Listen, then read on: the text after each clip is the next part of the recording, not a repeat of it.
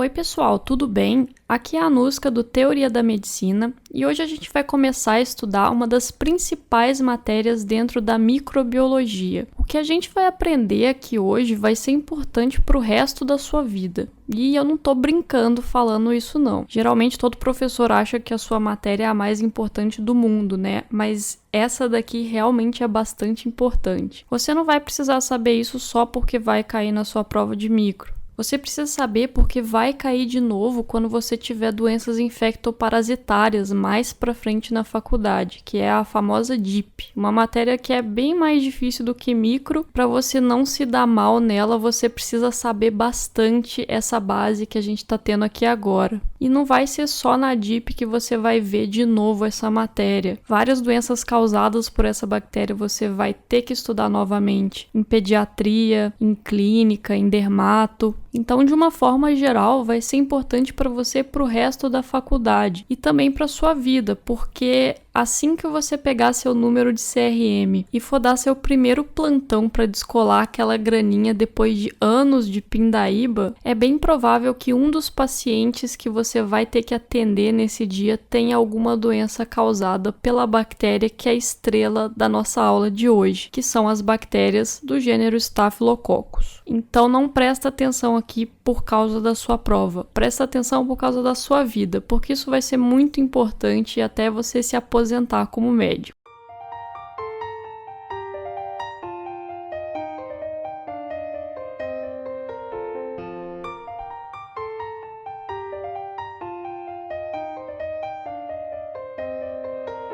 Bom, para começar a estudar Staphylococcus, a gente precisa primeiro iniciar pelas características gerais dessas bactérias. Elas vão ser cocos gram-positivos, e o que isso significa? Se você prestou bastante atenção na aula de características gerais das bactérias, você já sabe, mas vamos lá. Cocos vão significar que são essas bactérias mais arredondadas, né, em formato de bolinhas, e gram-positiva, que é uma característica extremamente importante, significa que ela se cora pela tintura do gram. Quando a gente coloca a tintura nela, ela fica roxa. E isso já te diz um monte de coisas a respeito da parede celular e toda a estrutura da bactéria. Outra coisa interessante e bem única das Staphylococcus é que elas vão ter essa organização em formato de cacho de uva. Se você olha para elas na microscopia eletrônica, igual aqui a gente consegue ver, parece meio que elas formam juntas cachinhos de uva. E é daí que vem o nome da bactéria. Em grego, Staphyle quer dizer cachos de uva. Daí acharam que ia ser interessante botar o nome da bactéria de Staphylococcus. Elas vão ser anaeróbios facultativos, como a maioria das bactérias, e também não vão possuir flagelo. Ou seja, a movimentação dessa bactéria vai ser um pouco mais difícil. Ela não vai conseguir ir de um lado para o outro tão rapidamente assim, justamente porque ela não tem aquele motorzinho que facilita a motilidade. Na natureza, a gente vai encontrar uma diversidade absurda das bactérias do gênero Staphylococcus, mas só algumas são importantes pra gente do ponto de vista da microbiologia médica, porque na microbiologia médica a gente vai estudar basicamente as bactérias que vão nos afetar como humanos. De bege aqui para vocês, ou rosa, tanto faz, não sei qual cor é essa exatamente, eu destaquei as bactérias que podem causar doenças em humanos,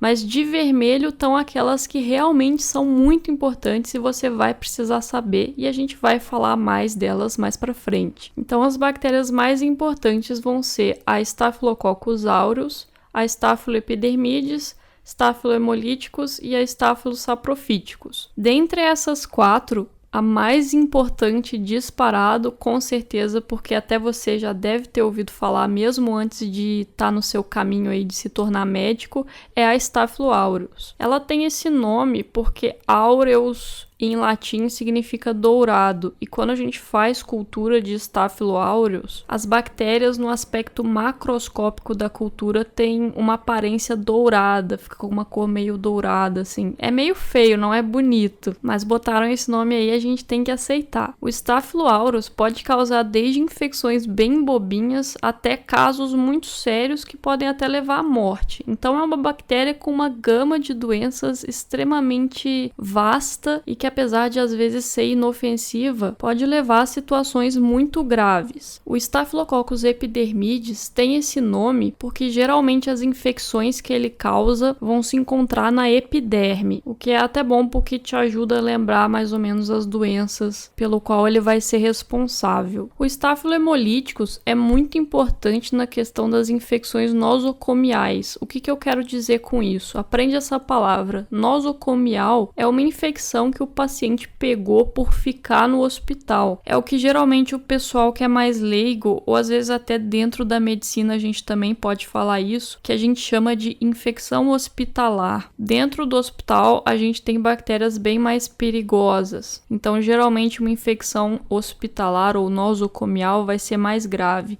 E muitas dessas infecções vão ser causadas pelo Staphylococcus hemolyticus. Ele está muito ligado à infecção de catéter, quando a gente tem que colocar um catéter por algum motivo no paciente. Às vezes tem algumas dessas bactérias lá, apesar de todas as medidas que a gente toma para fazer antisepsia e tal, às vezes acontece. E o Staphylo hemolyticus acaba se reproduzindo em cima daquele catéter dentro do paciente, causando uma infecção muito grave. Daí tem que fazer antibiótico terapia, substituir o catéter. E geralmente esse tipo de paciente já não vai ser um paciente muito bom, geralmente paciente de CTI ou às vezes mais idoso, muito grave. Então é um quadro que pode ser bastante perigoso. Por fim, o Staphylococcus saprophyticus, ele tem esse nome porque é derivado da palavra saprófita. Saprófita ou saprófito é um organismo que vive em material em decomposição. Por exemplo, fungos são saprófitos. O Staphylococcus saprophyticus vai ser um importante causador de infecção do trato urinário, às vezes até ultrapassando a incidência de bactérias como a Escherichia coli, que a gente ainda vai estudar aqui na microbiologia e é o principal causador de infecção do trato urinário. As estafilococcus vão ser bactérias que a gente chama de ubíquas. Quando a gente chama alguma coisa de ubíqua, significa basicamente que ela está presente por toda parte. Então, basicamente, você vai conseguir encontrar bactérias desse gênero em qualquer lugar do mundo, em qualquer lugar que você consiga imaginar. A gente vai ter estáfilo colonizando água, terra, produtos derivados de animais, como queijo, leite, carne, ovos, e daí a gente até vai ter o surgimento de algumas gastroenterites ligadas a essa bactéria que a gente ainda vai discutir, e como elas estão por toda parte, nada mais justo do que encontrar elas em você. Pois é, cerca de 30% dos humanos vão ser colonizados por estafilococcus e dentro dos profissionais de saúde esse número pode chegar até 90%. Então não se preocupe que se você ainda não tem estafilococcus na sua pele, até o final da faculdade você vai ter. Geralmente essas bactérias vão se encontrar na nossa pele, principalmente nas narinas, nas axilas, na região inguinal e no períneo. E quando elas colonizam a pele assim, significa que elas fazem parte da nossa microbiota normal, ou seja, não estão causando nenhum tipo de doença. O problema de ser colonizado por essas bactérias, principalmente para quem é profissional de saúde, é contaminar algum paciente que esteja mais frágil, mais imunossuprimido e possa vir desenvolver uma doença muito grave relacionada ao estafilococcus. E esse é um problema especial para quem trabalha em UTI, porque lá a gente geralmente vai ter as estafilococcus que são mais resistentes a antibióticos e por consequência vão causar infecções mais graves e vão ser mais difíceis de tratar. Então é por isso que você tem que estar sempre lavando as suas mãos e usar todo aquele equipamento de proteção individual quando for examinar um paciente que está contaminado por uma estafilococcus, principalmente se é uma estafilococcus mais virulenta, mais agressiva. Outro problema é que ela faz parte da sua flora natural, mas isso um dia pode se voltar contra você. Se você fica doente por algum motivo e seu sistema imune fica menos efetivo, ou se você sofre alguma ferida e as bactérias que estavam na sua pele entram lá dentro da ferida e aí começam a causar algum estrago.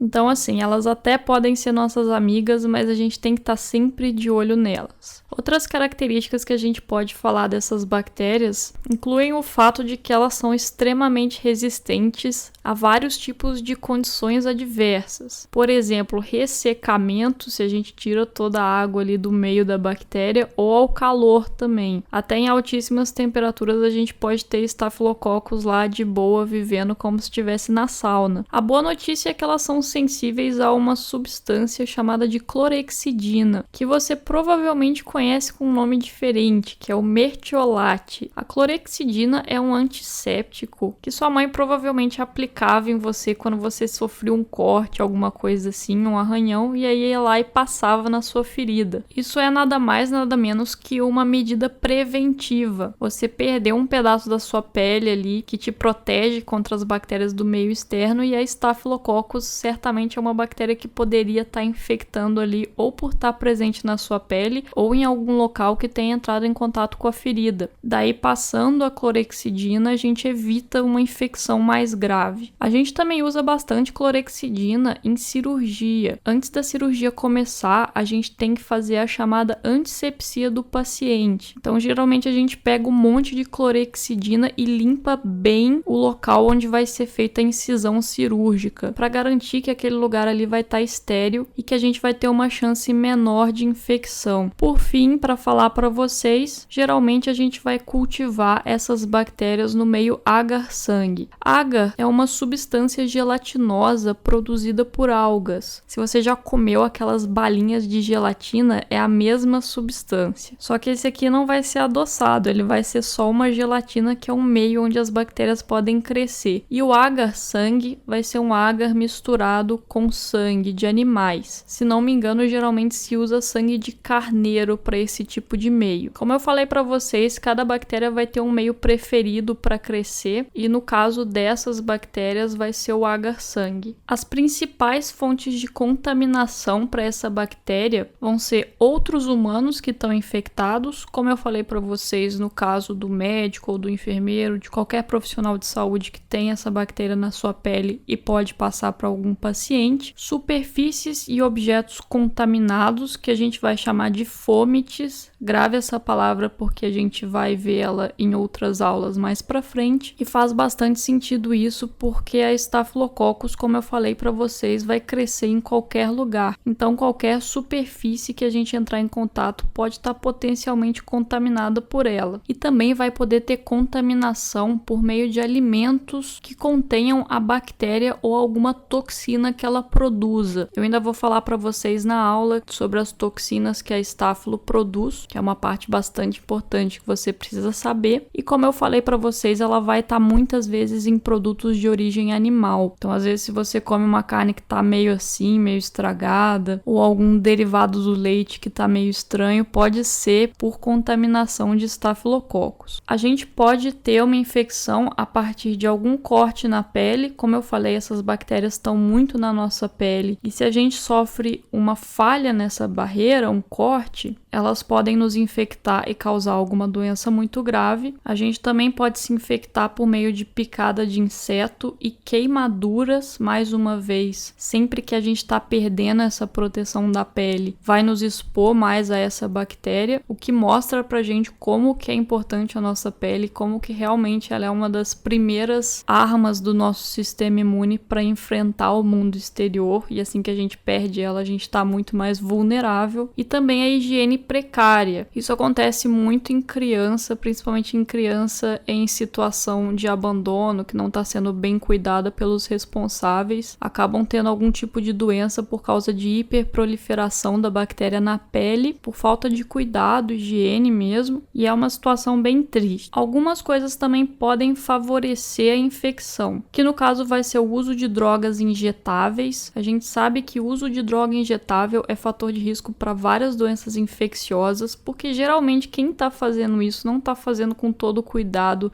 de antissepsia para não se contaminar. Às vezes as pessoas estão até dividindo a seringa entre si, reutilizando o material quando deveria ser descartável após o primeiro uso. Então esse uso inadequado aí pode levar a alguma infecção bem grave. Ser portador de diabetes mellitus também é um fator de risco muito importante. Você provavelmente sabe que quem tem diabetes tem aquelas tendências a formar úlceras nas extremidades do corpo, justamente porque o fluxo sanguíneo fica deficiente para essas partes por causa principalmente da doença. E aí, a partir da formação dessas úlceras, a gente pode ter a contaminação ali pelo Staphylococcus e fazer uma infecção bem grave. Tratar esse tipo de úlcera é extremamente complicado e muito difícil a gente ver um paciente se recuperar totalmente. Geralmente leva a amputação, coisas ruins assim. E também é fator de risco quem tem doença renal crônica, por vários motivos. O renal crônico vai ter que fazer hemodiálise pelo menos 2 ou 3 vezes por semana. Então, todas essas vezes ele vai estar sendo picado com agulha e, lógico, vai estar num ambiente mais controlado, vai ter toda a antisepsia, mas quanto mais vezes a gente faz isso, maiores são as nossas chances de ter uma infecção uma hora ou outra, por maior que seja o cuidado que a gente tome. E além disso, toda doença crônica deixa a gente um pouco imunodeprimido, então ainda vai ser mais alguma coisa que vai trazer um prejuízo para esse tipo de paciente.